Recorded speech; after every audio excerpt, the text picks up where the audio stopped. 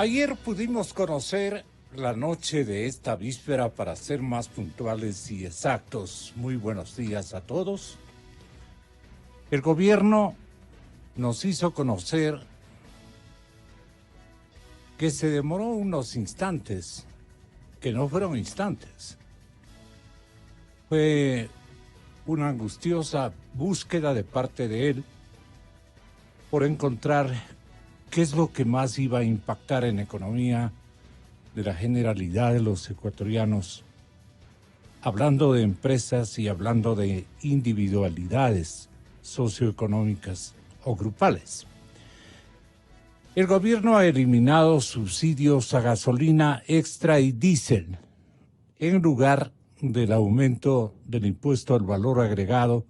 Los 3 puntos que se mencionaban era la primera definición a la que habían arribado los funcionarios árbitros de este conflicto interno del régimen. Se ha demorado una cantidad de tiempos en cada una de las reflexiones. Y es que no era fácil. Sin duda, no era fácil.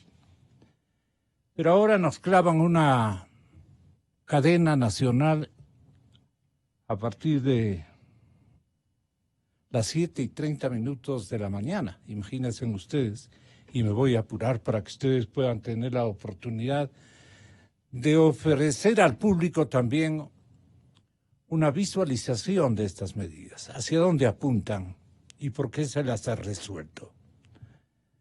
Tenemos muy pocos minutos. La interpretación quieren hacer los mismos funcionarios de manera unilateral.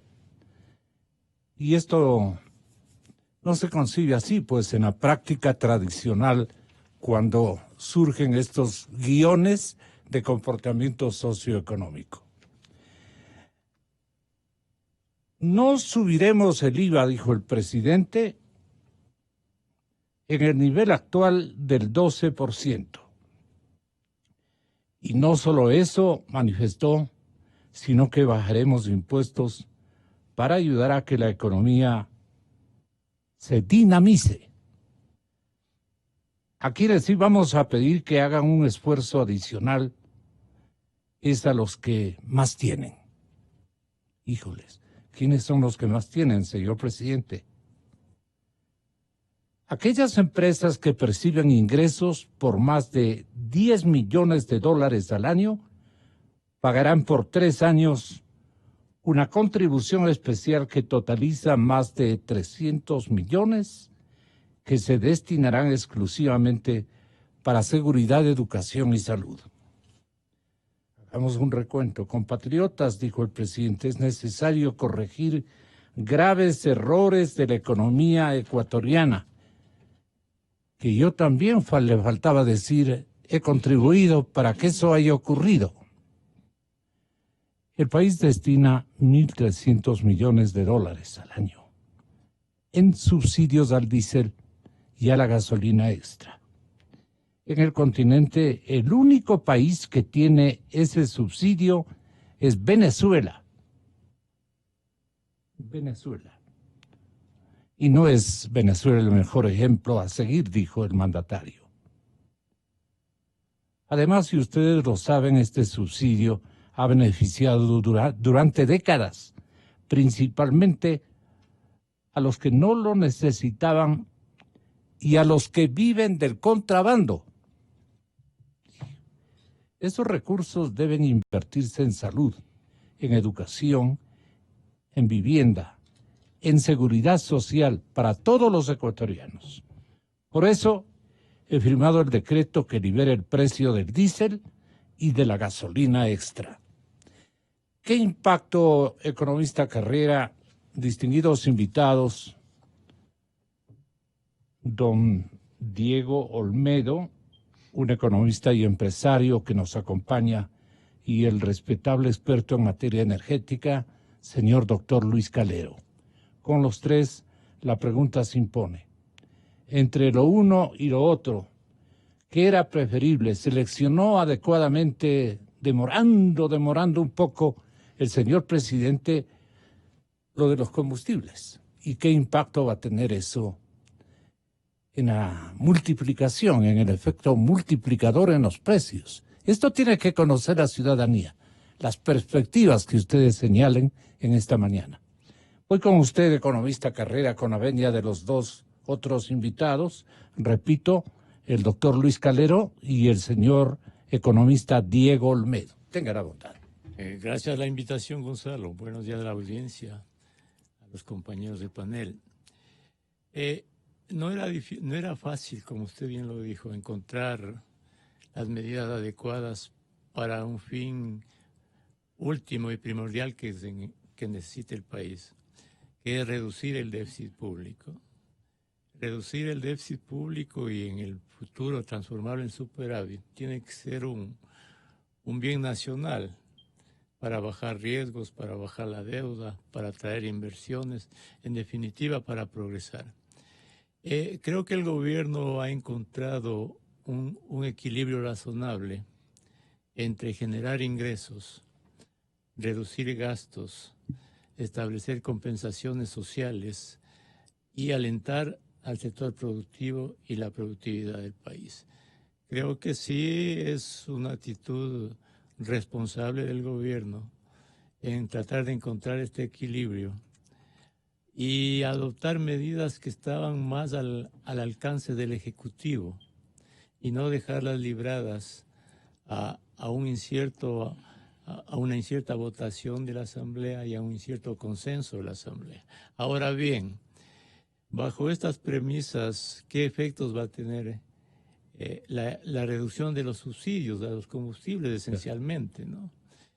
Y es bueno tener presente que en los últimos 12 años, Gonzalo, el subsidio a los combustibles acumulados supera los 40.000 millones de dólares. Es un valor casi exactamente igual al total de la deuda externa pública y que más que duplica la colocación de estos bonos basura que son de 17.700 millones de dólares. Era ya tiempo de que un gobierno como el actual enfrente la reducción de los subsidios. Sin duda que va a afectar a la clase media, va a ocasionar ciertos aumentos en precios, principalmente en el área del transporte, del comercio. Pero hay que recordar también que el Ecuador ha vivido o está viviendo una suerte de deflación de precios y que la economía dolarizada necesita una economía, una sociedad eficiente, un sector público eficiente, un sector privado eficiente y transparentar los precios en la economía, que es muy importante para avanzar en productividad, en competitividad y en general en alentar en el futuro un nuevo país, unos nuevos niveles de producción. Gonzalo, de manera objetiva, estimamos que el paquete es positivo, que equilibra varias acciones del gobierno y está en la dirección correcta a que en el futuro se persevere en esta dirección, porque habrá mucho por hacer todavía, en la dirección a que el nuevo gobierno reciba sí un país mejor, sin duda, no extraordinariamente mejor, porque es un camino largo. El gobierno y los futuros tendrán que perseverar en la disciplina fiscal, en reducir más el tamaño del sector público, que es el tema de fondo del Ecuador. Va a ser un camino largo, pero yo creo que se ha dado un paso importante, muy importante, en el marco de la responsabilidad que debe tener un gobierno para administrar un Estado. El IVA, los 3 puntos del IVA, doctor Calero, habrían provocado un mayor reajuste, un menor reajuste, el efecto multiplicador de los precios, especialmente destinados al consumidor intermedio, a la clase media, habría sido mucho más dañino, o lo que han hecho, como decía el analista también vecino, ayer el incremento impositivo en un contexto de estancamiento económico era un verdadero suicidio, y es lo que no se ha cometido. No sé qué opina usted, doctor Calero. Bien, Gonzalo, buenos días, gracias por la invitación y un gusto compartir con tan distinguidos caballeros. Realmente, Gonzalo, usted me guía por temas que no son los míos. Sí. Sí, pero de todas maneras... Es una reacción global la primera, claro. Sí, obviamente. Ya le voy a que sí. preguntar puntualmente lo suyo. Obviamente que sí. Y yo diría de primera mano que existen algunos sectores que estuvieron pugnando fuertemente por el incremento del IVA como una de las salidas drásticas para pretender solucionar el déficit fiscal. Aquello que hubieran provocado. Se asume que el traslado de que es uno de los impuestos que definitivamente termina trasladándose a los más, impactando en los más necesitados, en los que menos recursos tienen, porque el productor, el intermediario va trasladando el incremento del IVA, y el consumidor final es el que termina pagando los platos rotos. Pero eso no sucede solo con el IVA. Aquí la pregunta es, por ejemplo, en el tema del ajuste, llaman la liberación de los precios de los combustibles, de igual manera eso va a tener un efecto que va a ser trasladado. Y asumamos, mire, la mayor carga del subsidio está en el diésel. Más o menos estaba en el orden del 60% del diésel. Y el diésel tiene una carga fundamental en lo que es transporte pesado. Entonces usted tiene transporte y tiene determinadas industrias también que consumen diésel para sus actividades. Entonces, en el transporte, y no solo que se está subiendo el diésel, también la gasolina extra. Entonces usted tiene el transporte masivo, el transporte de carga que van a ser afectados. ¿De qué manera se va a afrontar? A reflejar eso. Las reacciones, por un lado, que ya sabemos existen gremios que son fuertes, que son poderosos. ¿De qué manera se va a confrontar eso? ¿Y de qué manera se impedirá que sea trasladado, que se produzca una espiral por ese lado? ¿No es cierto? Porque a la postre todos los productos también pretenderán ser incrementados por el ajuste de los precios de los combustibles. Que dicho sea de paso, Gonzalo, aprovecho la oportunidad porque si no, ya mismo cuando nos pongan la cadena, tal vez no tengamos oportunidad de decir algunas cosas.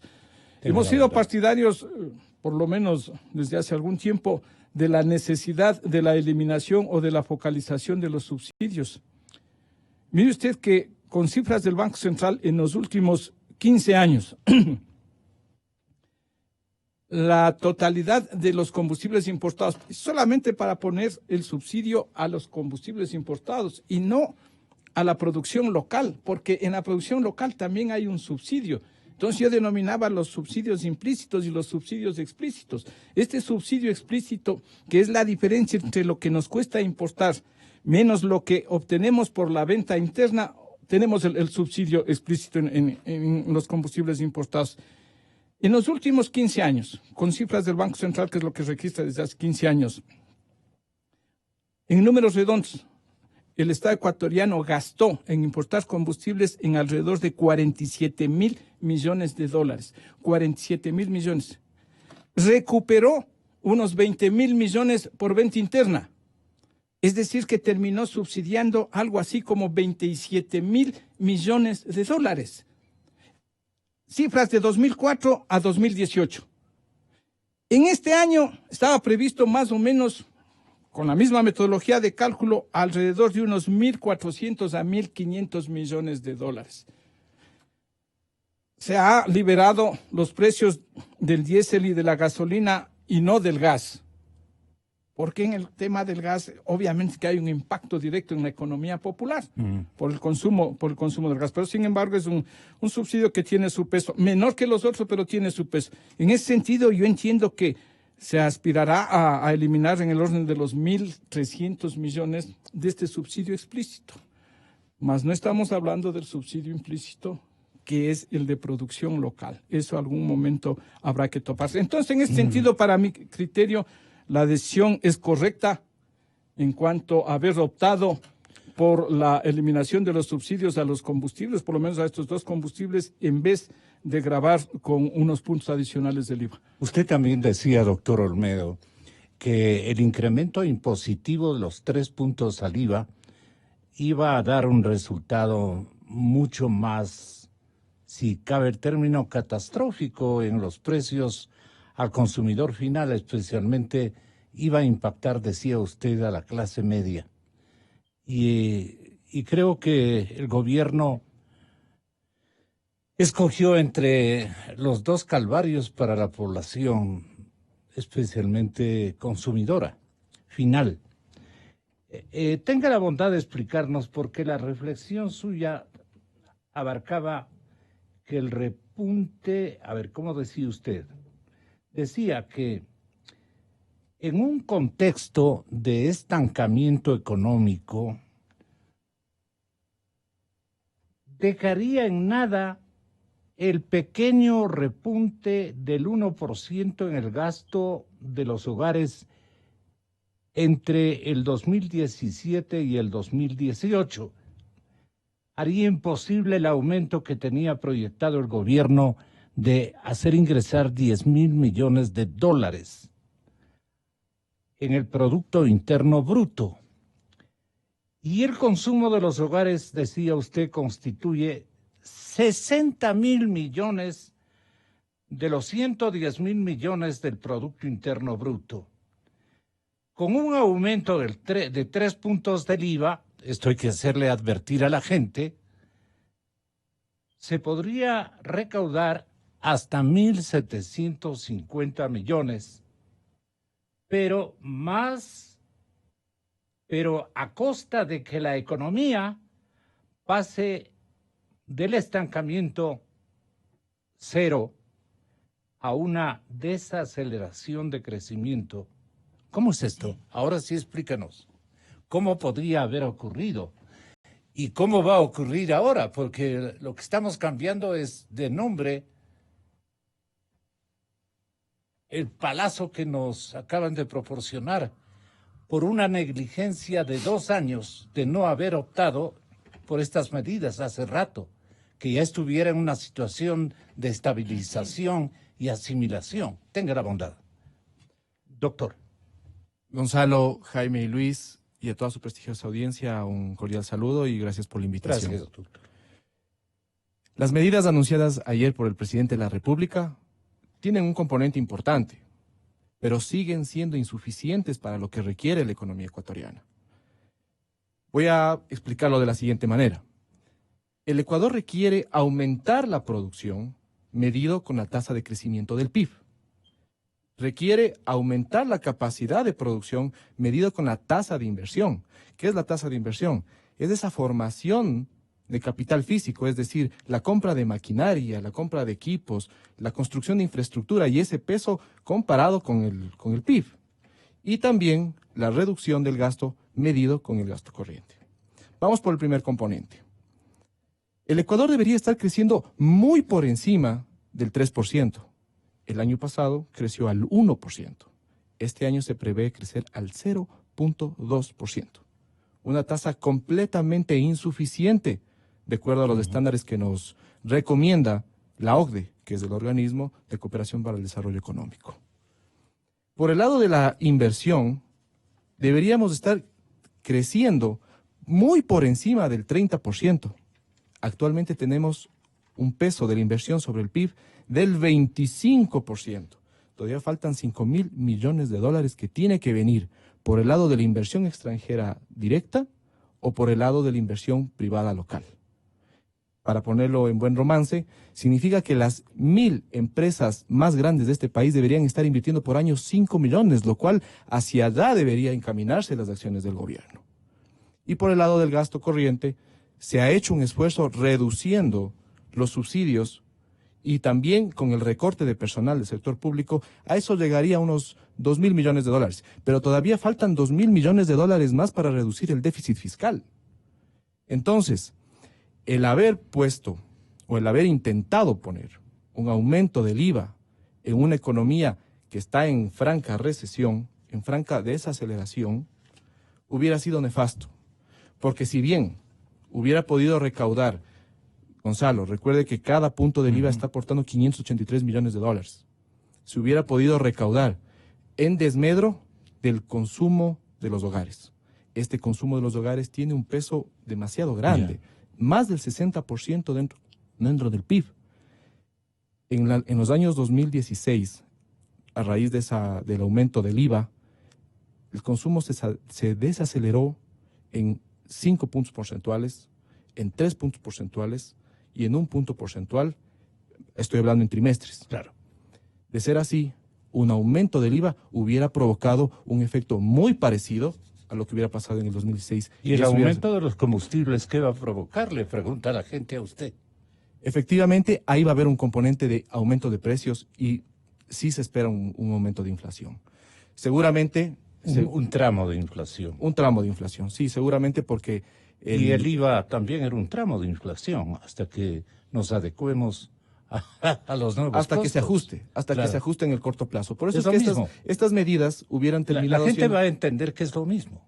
La gente hubiera visto... Haga el favor de explicarnos por qué no es lo mismo. El IVA, los 3 puntos del IVA versus los subsidios a los combustibles. ¿Cuáles son más impactantes? El impacto del IVA es mucho más directo que los combustibles, porque la economía, usted puede ver que la economía está calentándose en función del gasto-consumo de los hogares. Y eso es un componente importante dentro del PIB, más del 60%. Entonces, al tener ese componente tan grande, la economía, al verse afectado por el IVA, el impacto iba a ser directo. A la vena. A la vena, como usted lo dice. Entonces, ¿qué hubiéramos esperado? Sí, si es que el gobierno esperaba recaudar dineros para balancear el déficit fiscal, lo hubiera hecho en desmedro del componente más grande que tiene el PIB y es el que se sostiene el crecimiento de la economía, que es el gasto final del consumo de los hogares. Economista Carrera, ¿cuál de las dos medidas preservaba o preservaría mejor el empleo? Creo que lo que hace el gobierno al reducir los subsidios es la medida más adecuada. Sí, eso Duda, ya nos dijo. Sin duda que incrementar el IVA en estas circunstancias hubiese significado profundizar el estancamiento de la economía. Afecta a todas las actividades económicas, sin duda. Y esencialmente el aumento del IVA es regresivo, ¿no? Regresivo porque pagan por igual ricos y pobres. Y no es la medida más adecuada, más en las circunstancias actuales. Desde el lado del impacto no logramos entender cuál es preferible, si el tomado por el señor presidente o el anterior. No, es claro que el tomado por el presidente es el más adecuado por varias razones, Gonzalo. Una, no se puede continuar dilapidando el patrimonio del Estado, que es el petróleo. El petróleo es un patrimonio del país. Y dilapidarlo en subsidios es lo peor que puede hacer un gobierno. Luego, al reducir o eliminar estos subsidios, se reduce el contrabando, sin duda también, ¿no? Por otra parte, va a racionalizar el consumo de los combustibles por parte de los hogares. Es decir, cuesta más y serán más cautos los hogares en consumir menos. Por tanto, es posible que se reduzca la importación de combustibles. Y al reducirse la importación de combustibles, salen menos dólares del país. Ahorramos divisas. Ahorramos divisas, sin duda. Entonces esto aporta... O dedicamos las divisas, como precisa también el formato, usos, ¿no? a una reactivación del aparato productivo. Sin duda. Y adquisición de tecnologías. A todo lo que sea imperativo para mejorar la competitividad y productividad del país. Y el solo hecho, Gonzalo, y esto la sociedad tiene que tenerlo claro, el solo hecho de reducir el déficit de manera importante, que aún no es suficiente, es cierto, pero eso transmite una sensación de cambio de expectativas en el inversionista, en los mercados. Es la vía correcta, Gonzalo, es la vía correcta para en el futuro generar mejores condiciones para que haya inversión en el país, para que vengan dólares, para que la dolarización se fortalezca. Esto es de manera objetiva, porque mire usted, solo continuar financiando el déficit con bonos basura, como se hizo con el gobierno hace 8 días, ¿no? Colocar 2.000 millones al 9%, que significa 180 millones de dólares adicionales del pago del servicio de la deuda, que son dólares que salen del país. Ese no es el camino adecuado para el Ecuador. Entonces, con objetividad, la medida de reducción de los subsidios a los combustibles es una medida positiva, sin duda, que va a ocasionar cierto aumento de precios y que la gente va a salir a las calles. ¿Qué quiere decirnos con cierto aumento de Claro, precios? porque, por ejemplo, el diésel que usa el transporte pesado para el comercio, ¿no? Significa trasladar ese costo al consumidor, ¿no? Habrá traslado de costos. Seguramente ya los taxistas saldrán, o el transporte público saldrá a decir que hay que revisar las tarifas, ¿verdad? Es decir, no hay, Gonzalo, medida fácil y aséptica que no afecte a nadie, claro, y más en las actuales circunstancias. Claro. Recuerde usted que al inicio de los 80s, con Hurtado hubo que ajustar todos estos precios, y Quito era un polvorín por las inflaciones. Claro. Y nunca en las medidas económicas que adopte un gobierno va a haber conformidad para todos. Claro. Lo que se trata es, y creo que lo hace el gobierno, de ver las menores afectaciones, porque es complicado manejar una crisis y encontrar los equilibrios. Pero lo primero, doctor Calero, era achicar el gasto corriente. Y el gasto corriente se consideraba a partir de el empleo público. Aquí hay un universo de actores, en nuestras familias inclusive, en la generalidad de nuestros congéneres, en la generalidad de nuestros asociados sentimentales, si cabe el término. En una realidad doliente se garantizan los puestos de trabajo sin beneficio de inventario. Y entonces el ejército de adeptos al morenismo y al correísmo se mantienen. ¿Y ahí por qué no hubo el tijerazo que estaban ofreciendo? Tenga la bondad. Mire, yo creo que se han adoptado algunas medidas. Dice Verónica Rosero que ha habido un ajuste de más o menos el 20%. A ver, tenga la bondad. Sí. Yo creo que son algunas medidas parches, algunas medidas dispersas en el tema de la reducción del aparato burocrático. Respecto del cual también se han dicho y se dice en muchos lugares comunes, muchas generalidades que hay que reducir, que elimine 100.000, que elimine 200.000. Alguien dijo, termine todos los contratos ocasionales. Yo creo que habría que hacer presiones como contribución ciudadana. Quienes propician eso, quienes proponen eso deberían especificar y decir, por ejemplo, en este sector y de manera específica, yo voy a hacer una propuesta concreta. Yo creo que los grados que conforman la escala superior de la escala salarial del sector público debería reducirse a unos 5 grados y no más que eso. Y deberían eliminarse, por ejemplo, todos los que son viceministerios.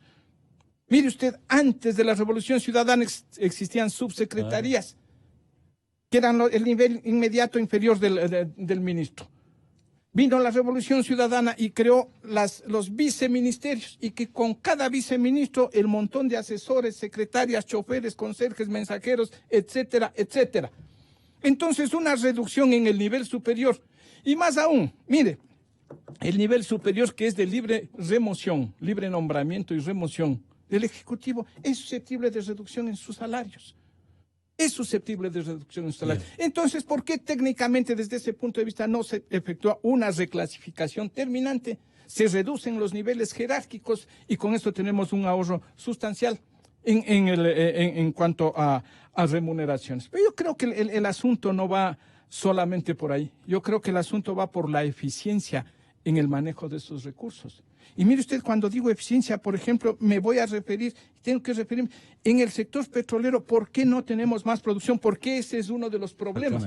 Que si tuviésemos 30.000 barriles más, por ejemplo, de producción, que si estuviésemos en los límites que el propio gobierno estableció como los elementos para la proforma, 560.000 barriles diarios.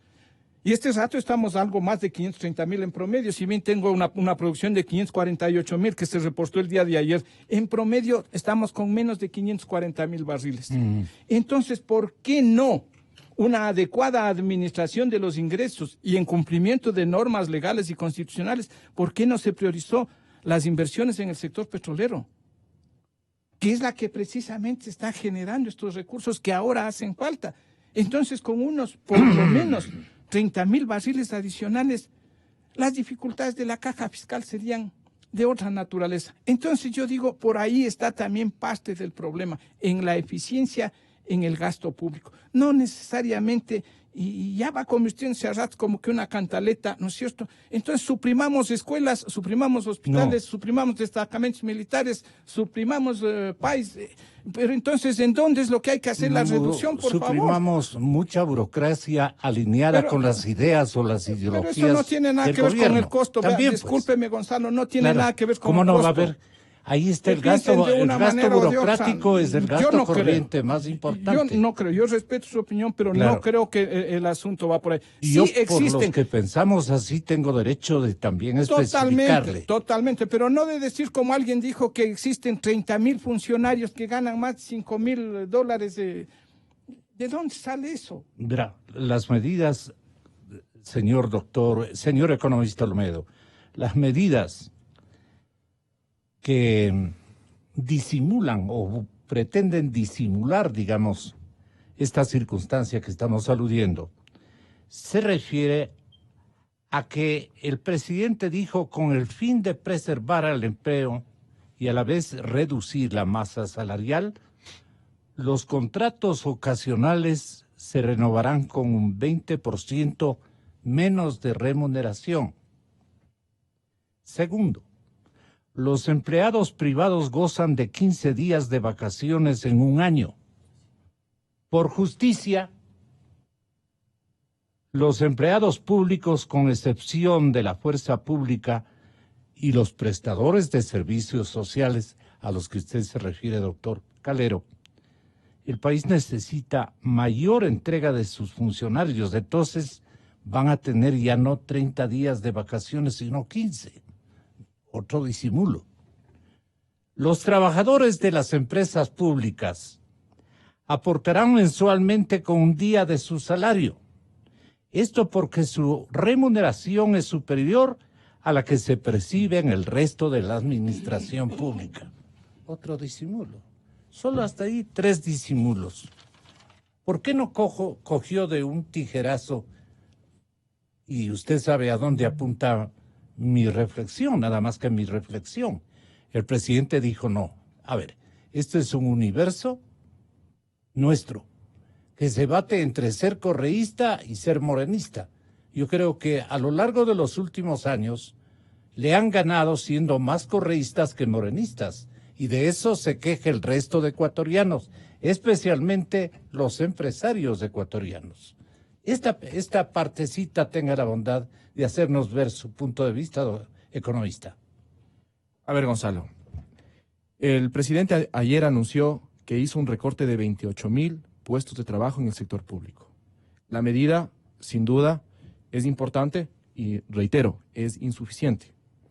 Porque con eso apenas reduce $500 millones al déficit fiscal. Pero falta todavía $2.000 millones por ajustar en ese sentido. Esto quisiera decir que si se recortan por el lado del gasto corriente, específicamente por la cuenta de salarios, serían 100.000 puestos de trabajo. Imagínense lo que significa eso, recortar en el aparataje estatal, Gonzalo. Complicadísimo. Es complicadísimo. Y lógicamente, las políticas del FMI empujaban a que ese recorte, que yo lo llamo el ajuste estructural radical que necesita la economía, apuntaba a reducir esos 100.000 puestos de trabajo, que en buen romance, si eso usted lo multiplica por $19.000, que es lo que percibe en promedio un servidor público, ahí está los $2.000 millones. O sea, nos quedábamos sin consumidores. Prácticamente. Entonces, ¿de qué incentivo al gasto de consumo de los hogares se hubiera hablado con ese recorte de ajuste estructural radical? Ahora, visto desde las finanzas públicas, eso era una bomba de tiempo, que sigue siendo una bomba de tiempo y que se lo está retrasando, y el FMI esperaba que ese recorte se lo haga desde este año, y esa pelota se la va a trasladar al 2020. Eso es muy delicado para la economía. Yo tenía la expectativa de escucharle al presidente en las reformas económicas más por el lado de los ingresos, y como he dicho en algunos medios, sobre la necesidad de repatriar los valores o los capitales en los mercados internacionales. ¿Cómo es esto? Desde el 2000... ¿Hay mucho dinero de los ecuatorianos en el exterior? Sí. ¿A quiénes pertenecen esos capitales? Bueno, esos capitales pertenecen en su gran mayoría a empresas nacionales o empresas internacionales. ¿En qué monto tienen ubicados en el exterior? Pues no hay todavía un valor acertado, pero está por encima de los 20.000 millones de dólares. Si es que los incentivos hubieran ido en ese camino y hubiéramos logrado captar 5.000, 10.000 millones, y esa es la tarea que tiene el gobierno, no necesitaríamos nada de ajustes. ¿Y por qué han enviado 20.000 millones los empresarios? Recuerde usted, Gonzalo, del 2007 al 2017 tuvimos un gobierno que estuvo en contra de la iniciativa privada. Y para proteger y poner a buen recaudo esos ¿Usted dineros... dice el periodo de Correa estuvo en contra de los empresarios? Sí, por supuesto. ¿Cómo nos prueba eso? Evidentemente hubo una escalada de impuestos, hubo trabas, limitaciones a la iniciativa privada. Y lógicamente los empresarios, para poner a buen recaudo su dinero, lo pusieron afuera. Vamos a la inversa. Doctor Calero, ¿usted quiere que vaya en el estricto? Sí, vamos a la inversa, dije yo, con la venia de el economista Carrera. Gonzalo, hemos ponderado algunas cosas, pero también hay otras que hay que decirlas, ¿no? Y un tema que es importante sobre todos estos ajustes es la transparencia. Por ejemplo, en el caso de los servidores públicos, ¿no? Y del sector petrolero y de muchas cosas, el gobierno no es lo suficientemente transparente en los números, incluso en estas reformas. Deberíamos conocer con absoluta claridad, los efectos en ingresos, en salidas, en aranceles de todo este paquete. ¿Por qué, Gonzalo? Porque hoy estamos siendo positivos en estas acciones del gobierno, pero a lo mejor, Gonzalo, pasado el tiempo, ¿sí? Cuando ya veamos los números reales en ingresos y gastos, ¿sí?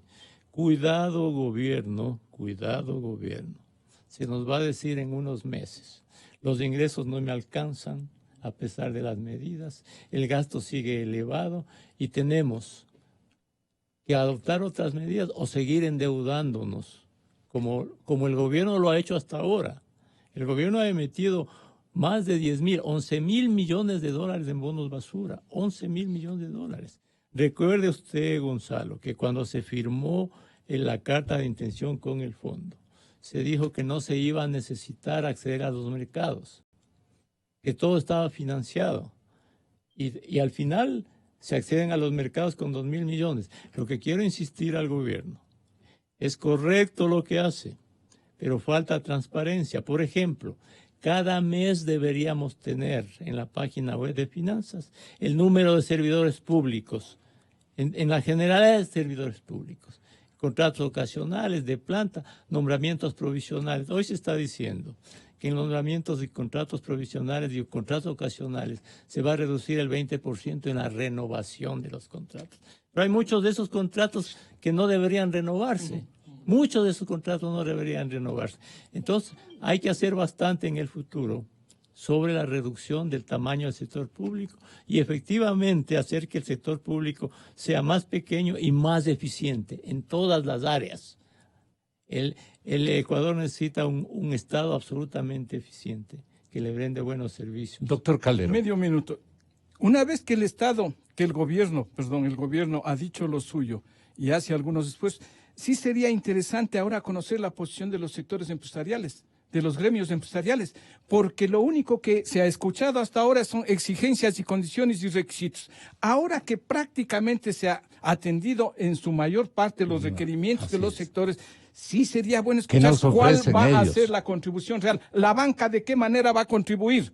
¿Cómo están esas tasas y cómo están ahora? Si usted reviste el ranking de las 100 empresas más grandes, acaba de publicar una revista recién, usted vea el componente de eso. Présteme y vea la vistazo. que entre 2000, la otra, entre 2017 a 2018, todas prácticamente crecieron, incrementaron sus utilidades, todas las primeras 100 empresas en el ranking ecuatoriano. Y entonces esas empresas, ¿dónde tienen la plata? ¿Han reinvestido aquí o son parte de los 20.000 millones que dice el economista Olmedo? ¿Qué es lo que necesitan? ¿Cuál es la dosis de patriotismo que hay que dar a los sectores empresariales? Porque eso es lo que está faltando. Sentido nacional. Y si no retornan, economista Olmedo, los capitales en esta coyuntura, entonces, ¿qué quiere decir? Que los empresarios no asimilaron esta bondad gubernamental por todo el mundo asimilada. Todo el mundo vemos que lo que estaban pidiendo desde hace rato los señores empresarios prácticamente ha sido concedido.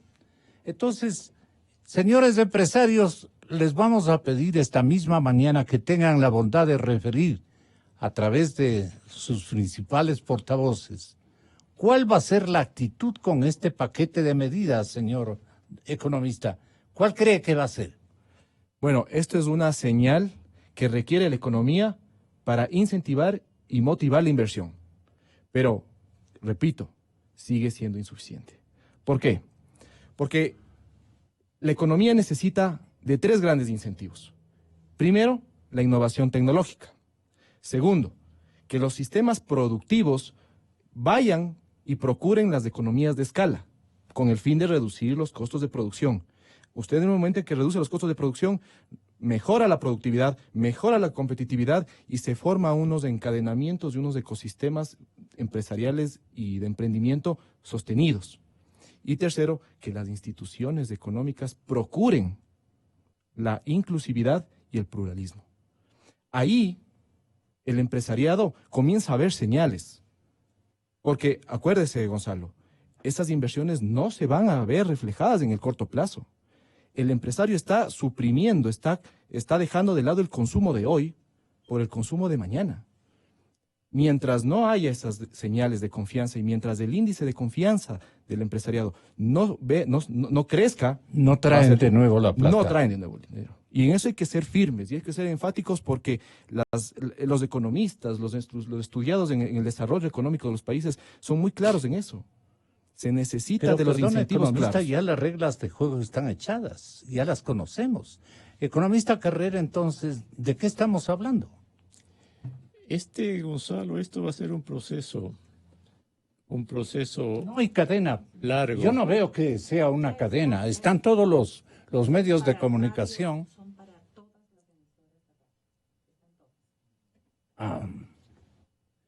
Orden mayor, pero por respeto a su palabra, concluya esta... Sí, yo creo que este va a ser un camino largo, Gonzalo. Este proceso de estabilización fiscal y de la economía es un proceso que yo creo que apenas está iniciando realmente. Y hasta que no se vean en el futuro señales claras en cuanto a solidez económica, en cuanto a sostenibilidad fiscal, el inversionista siempre va a ser cauto en venir. Entonces, lo que el Ecuador debe perseverar en las políticas.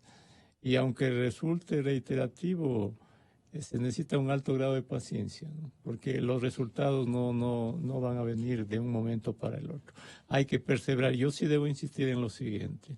Este es un paso inicial, pero el tamaño del sector público tiene que seguirse reduciendo. Y la masa salarial pública tiene que seguirse reduciendo. Sin disimulos, ¿cierto? Sin disimulos. Y para eso tenemos que, Gonzalo, tener información para todos, los medios, los analistas, ir verificando esa reducción mes a mes. E insisto en esto, el gobierno tiene que ser transparente en los números, absolutamente transparente, en los funcionarios públicos, en el sector petrolero, en el ingreso, en el gasto, en el cálculo del déficit.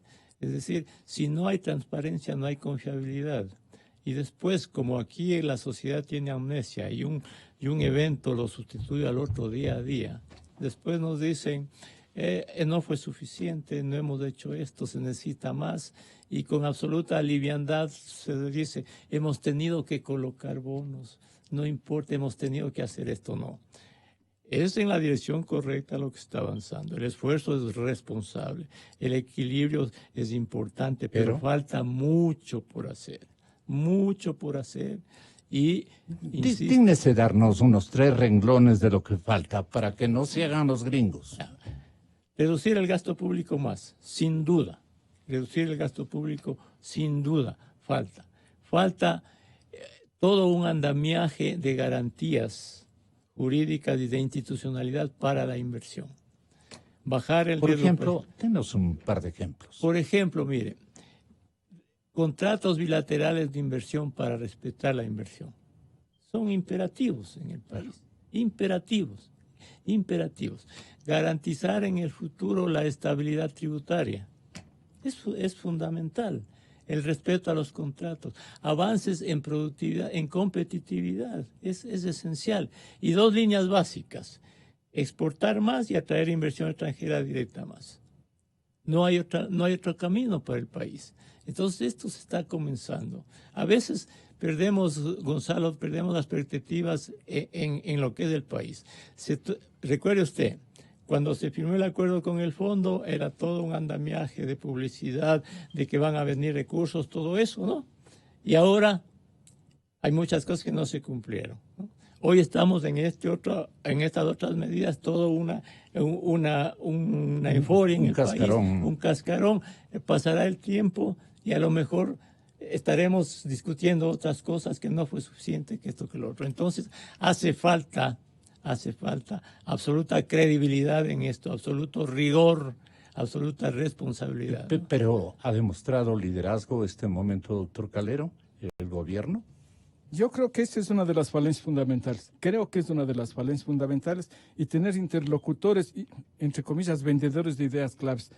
Y no estar con fuegos pirotécnicos. Mire, un fuego pirotécnico para mí es la salida, el abandono del Ecuador de la OPEP. O sea, ¿en qué abona para solucionar la crisis Quieren fiscal? exportar más petróleo. No. Este rato se está produciendo más que la cuota. La cuota fue de 508,000 barriles diarios que han obtenido conversando con uno, con otro, que les acepten 530,000. Pero este rato estamos con 548,000, reporte del día de ayer. Y si esa era la idea... Antes que la expulsen. Pero discúlpeme, y si esa era la idea, ¿cómo es que pongo en la proforma presupuestaria entre los elementos, los supuestos... para la proforma 560,000 barriles diarios y yo tenía 508,000 de cuota? Es decir, eso es falta de seriedad para mí y son fuegos pirotécnicos, ¿sí?, que más bien producen inserción. El país pierde en credibilidad, en respetabilidad a afuera, nivel por estar internacional. una segunda salida del país de la OPEP. O sea, ¿a qué juega? Claro. Es un organismo internacional respetable, serio, en el que hay que permanecer. Desde mi punto de vista, somos un país exportador de petróleo y debemos estar ahí. Estamos esperando que vuelva Correa para volver a la OPEP, como sucedió en el 2007. No, Gonzalo. En este momento la economía lo que requiere es aumentar producción, mejorar las tasas de inversión y reducir el gasto corriente. Jaime Carrera. Yo tengo que preguntar.